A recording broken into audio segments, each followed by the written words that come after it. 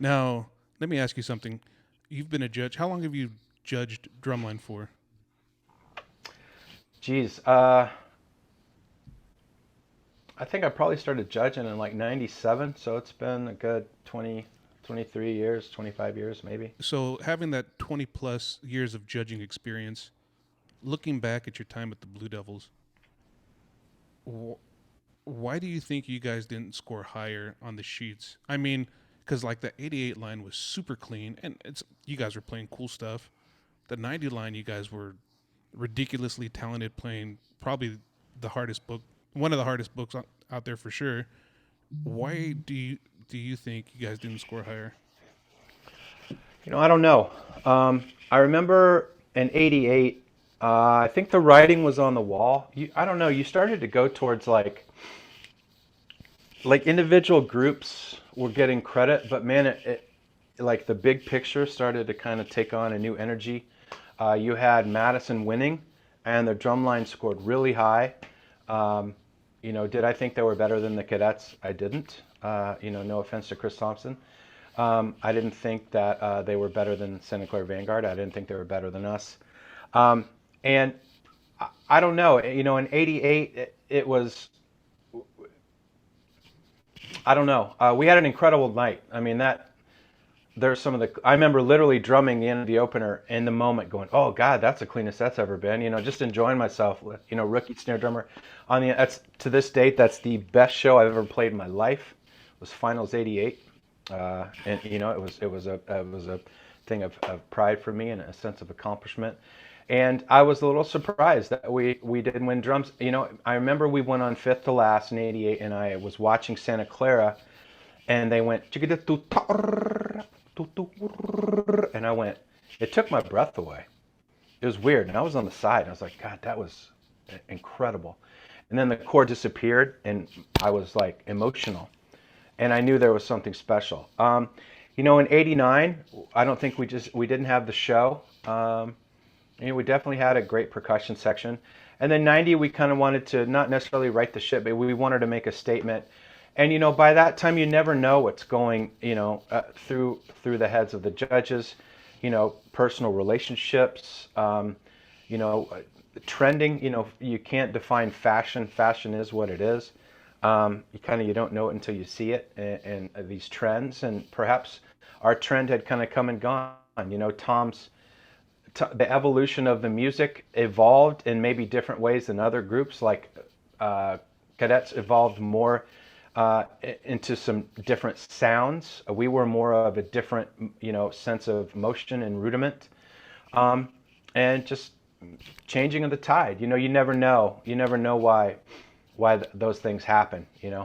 So I don't know. We just tried to be the best we could be for Tom and ourselves, and I tell you one thing that was real cool in '90 was, we always had this perception of the cadets as, Hmm. they're not, they're a little robotic. They're, impersonal. You don't really know them. And obviously going back and now looking at all the tons of pictures on the bus, and they're just kids just like us, cool kids. In fact, one of my best friends, Drew Shanefield, was in the horn line in '90.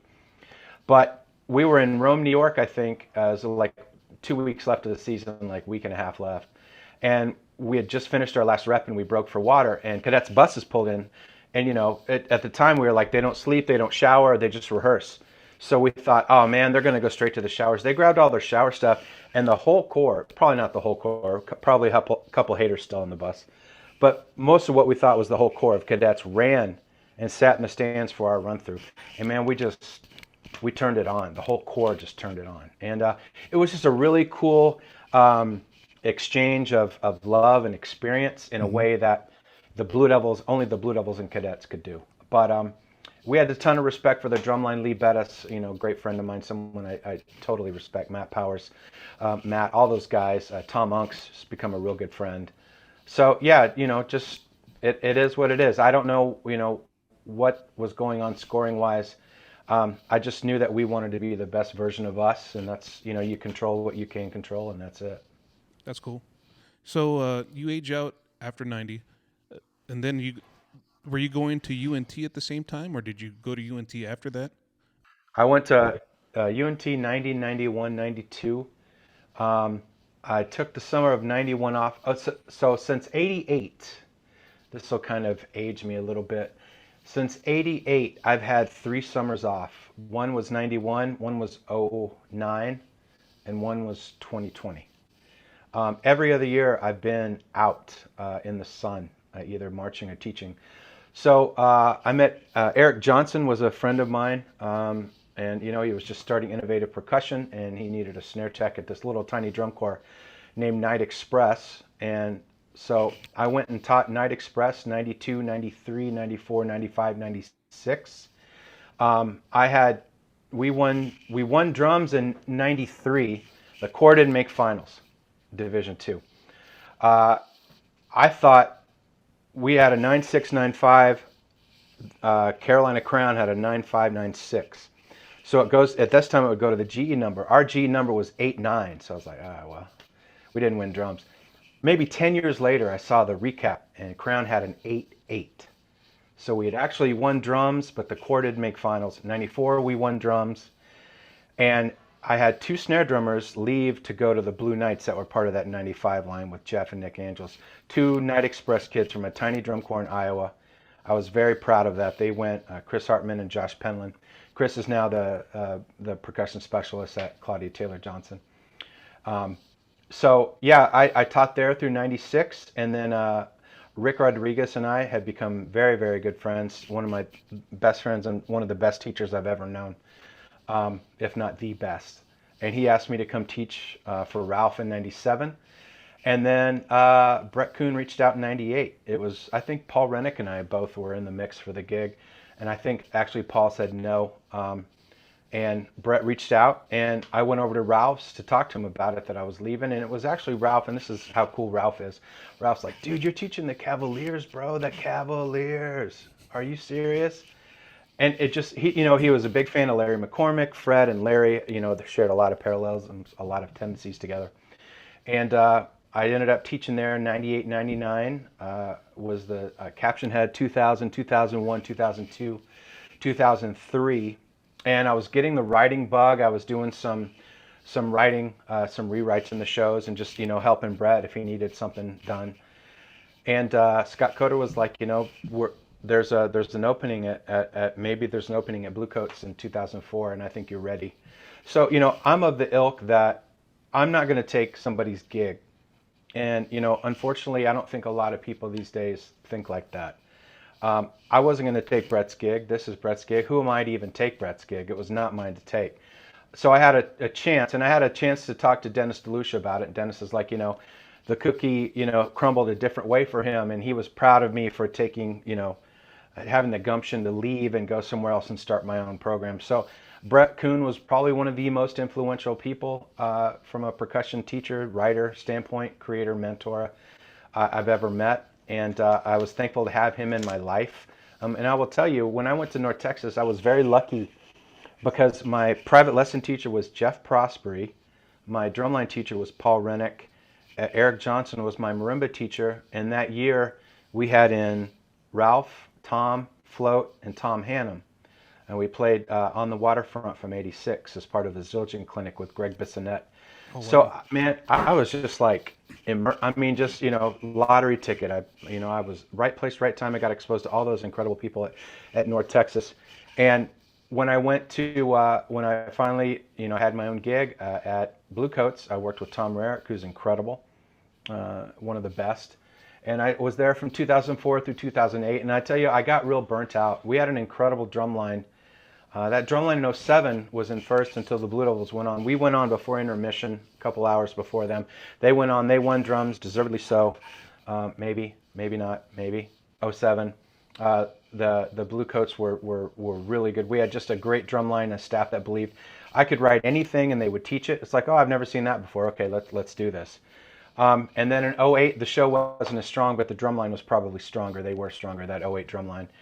And, we were in the mix again, and I think I was just burnt out. And then Jim Casella ended up retiring from the Cavaliers, and Scott Coder reached out and said, do you want to come here and teach? And I've been there since 2010.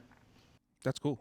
So I had reached out to a couple people that were in your programs or part of the Cavaliers and Bluecoats program. The first person I reached out to, a bass drummer from the late '90s, Josh McCrae. I don't know if you remember Yeah, him at all. Yeah, I and do. Yeah. I'd wanted to ask him if he had anything that would be interesting for you to hear your perspective on, and he wanted me to ask, you know, for you to talk about that. Back when you got there, the Cavaliers is kind of in general, a closed culture. Secret society, I guess, and he wanted to know if you felt like any of the guys in the line were like resistant to some of your ideas because you were an outsider to the program, and if you could talk about that at all, and also the difference in the culture at the Cavaliers compared to other places that you've been, and if how if at all you had to adjust your teaching style to the Cavaliers, and what you learned writing wise during your time there from Britt Kuhn. That 98, the new influx of staff in 98 was Scott Coder, was Michael Gaines, was Andy Toth, Drew Shanefield, myself. So they had, it was a Adam Sage.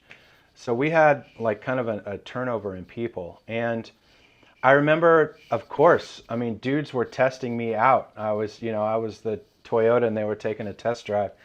And my whole thing was old, new, borrow, blue. We're the only tradition that I understood about the Cavaliers was by choice was a tradition of excellence. So to me, it was like, look, I want to be a part of that. I want to make you guys look and sound like rock stars, and then past that, that's it. You guys be the Cavaliers. So, we kind of drummed. We added some new, maybe some new muscles to the way they were doing things. But I kind of took what they did. I treated it like it was a plane. It was a 747, and you never jerk it. It's a slow. It's slow.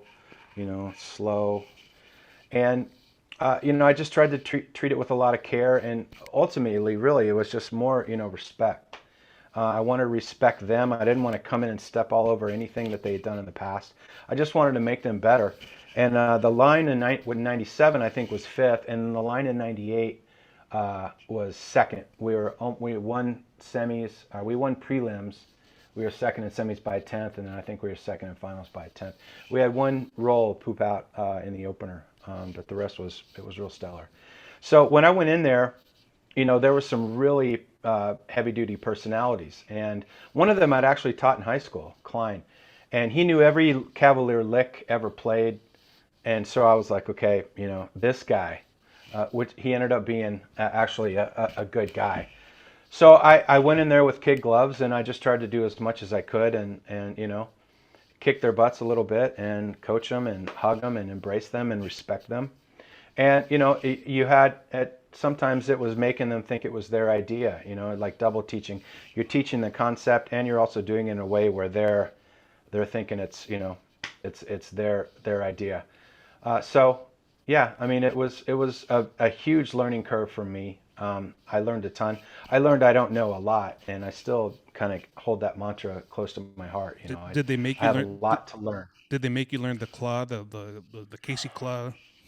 I tried the claw. I couldn't get it, but I could outdrum all those guys still at the time, so I didn't have to take any smack from them, at least for like 15 seconds. I tape up a pair of SD9 drivers, and I was good to go.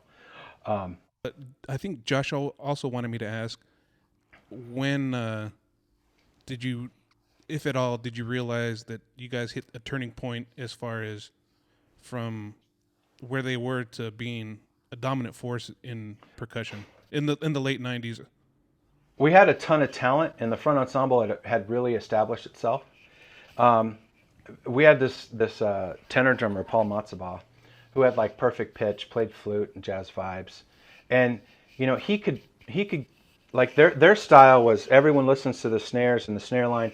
Tenors listen to tenors, and the center tenor, the best musician, technically listens over to the snares. He could put their sound with the snares at any time. It was unbelievable what he was able to do. Just, you can't coach speed in the NFL. It's a space person or God-given talent, whatever you believe in. And they just were so talented. We just had a ton of talent. And I think I brought a little bit of zeal and zest and energy to that. And they ended up doing really well. They won in '99. They won in 2000. That 2000 line was like the epitome of all of that. We had a lot of dudes that had been in the program now for 3 or 4 years. Just absolute ton of talent. And I remember learning that opener in 2000, or excuse me, Niagara Falls, the closer, which is all at 192. And I remember putting music to drill for about the first 5 charts, and I remember going, this is way different. This is way different. This is new. This is new. So that was that beginning of 2000 when they were amazing, and just again very lucky. Tiny bit of talent, a ton of good timing in the right place at the right time. They ended up winning DCI for those 3 years, and went on to win even more after I left. So, Michael Gaines is the key, I think, to a lot of that. Scott Coder, David Burtman, who did the horn line. It was just a lot of talented people in the right spots, just kicking ass. Everyone just doing their job and doing it really well, for sure. So I also talked to Eric Shriver because he's kind of local where I'm at. Ah, yeah. Yeah, Man, I love Eric. he is such a good dude. I mean, I Love just him. when I got back into the activity because my daughter started drumming in high school, he was one of the first people I met, and he was just like super nice. And how I met him was I just heard one of his drum lines warming up, and you could tell they just had a different sound compared to a lot of other drum lines, and it was like the sound and what they were doing really attracted me to go and watch them more and listen to them. And I started chit-chatting with him, and he just ended up being a real cool guy. But I asked him if there was anything he thought would be interesting for you to talk about.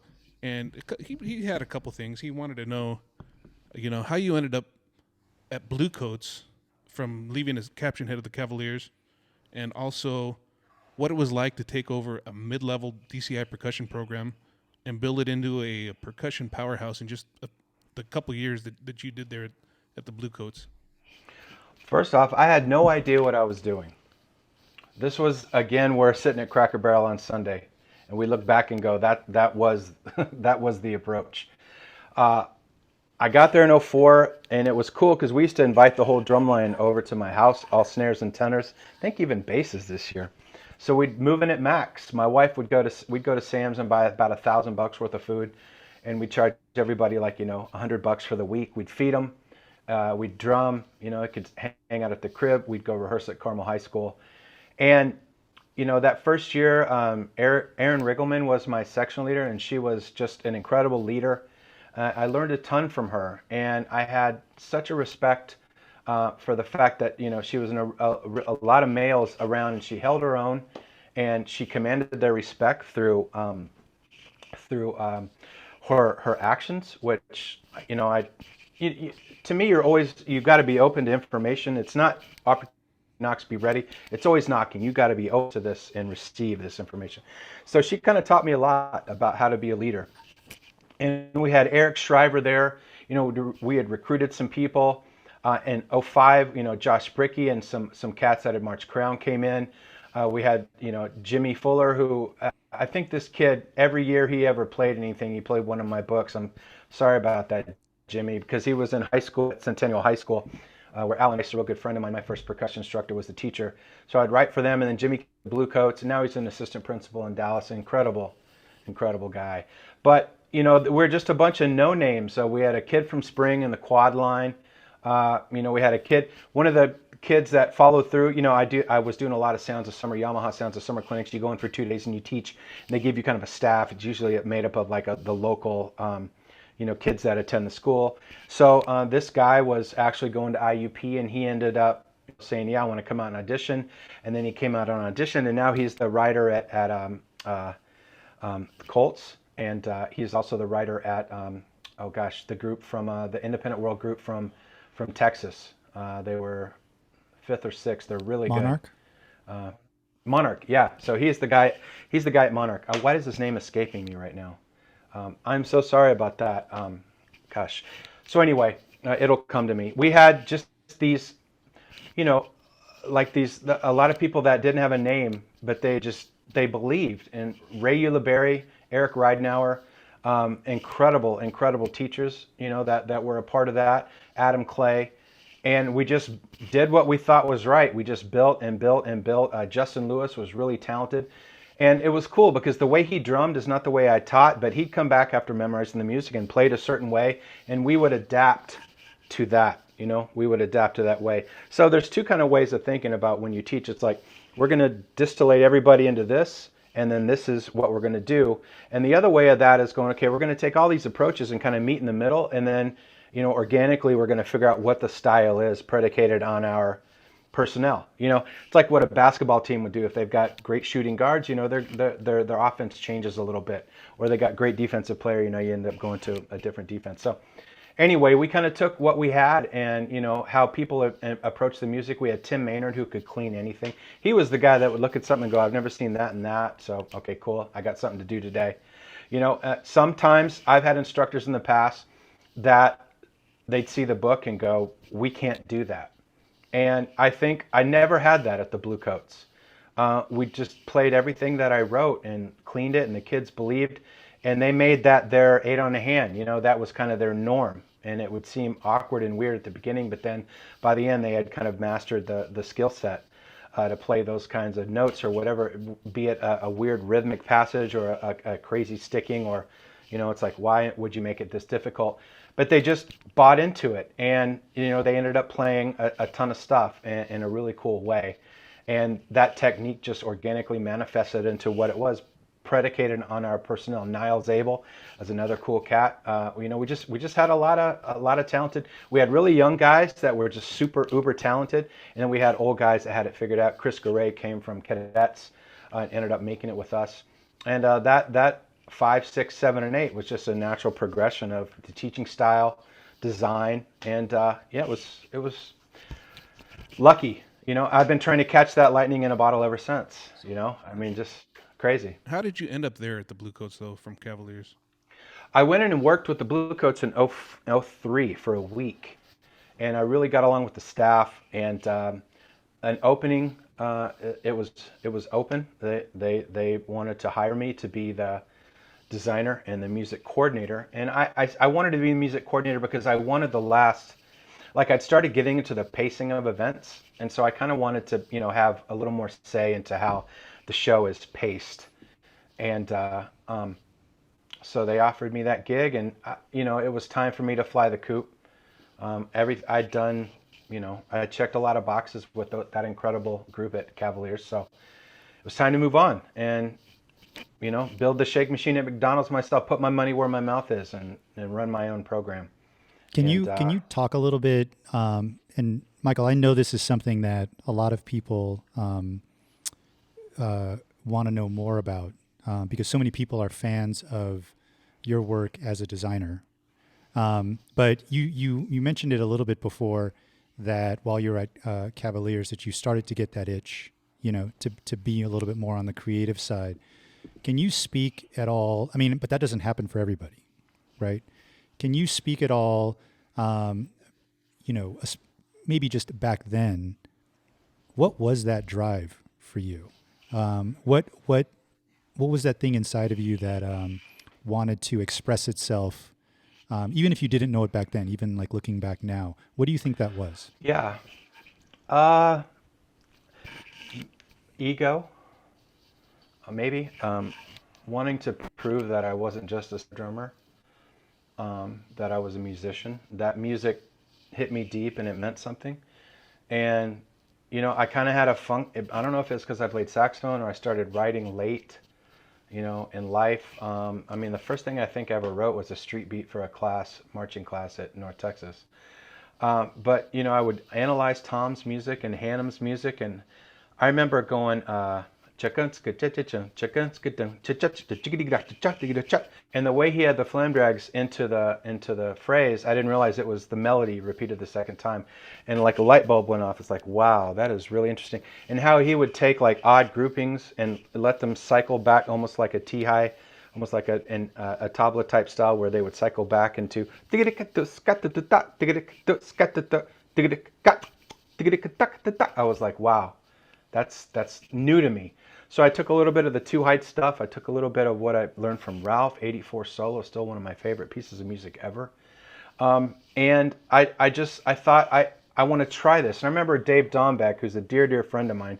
He was the guy that, he hates when I say this, he cut me off of quads in '86. So, when I bring that up, he like gets mad at me. But I love Dave to death. And Dave looked at me and said, going to the Bluecoats, huh? He goes, can you write? And I was like, God, that's a good question. I don't know. I don't know if I can or not. So I don't know. I wasn't scared to get in my car and go out to Blue Devils as a saxophone player. I wasn't scared to, dive into the Cavaliers as a Blue Devil, arch nemesis, and try and do that. And I just love the activity so much. Like the first rehearsal I ever went to, when I grabbed a bass drum, I heard the drum line around the corner, and when I rounded the corner, something physically punched me in the stomach, a sensation, and I'll never forget that. And to me, that was the universe saying, this is special. This was '84, in the winter, and I just felt like I had something to say, I guess, and it was just the next progression, as a player, as a quarterback's coach, as the offensive coordinator. Now you're the head coach. Just was a way for me to stay involved and continue to, be a part of music as a message and music as a trend, and pay it forward, pay it back, pay it forward by staying involved and, just trying to emulate Scott Johnson and trying to emulate all of my heroes, that I respect so much. And it just something you gotta have the machismo to do it. You gotta have the fortitude, I should say, not machismo, because there's incredible female and male musicians. You gotta have the fortitude to be able to try it. And I was like, look, either I'm gonna fail miserably in a cloud of dust, or this is going to be something that I'm into. And it's been my life. I'm 51 years old, and I love it. I still love it. I go to WGI and I learn. I marvel at these young kids. I'm a fan. I'm emotional about it. I just absolutely, I care for the activity. This PASIC clinic was a love letter to you guys. It was a love letter to the activity. And I think it's our job to support the art form. I learned about Shostakovich. I learned about flam drags. I learned about myself. I learned about, dating. I learned about being, musical maturity, being on time, memorizing my music, being fiscally responsible. I learned so much from Core that I just wanted to still be a part of it.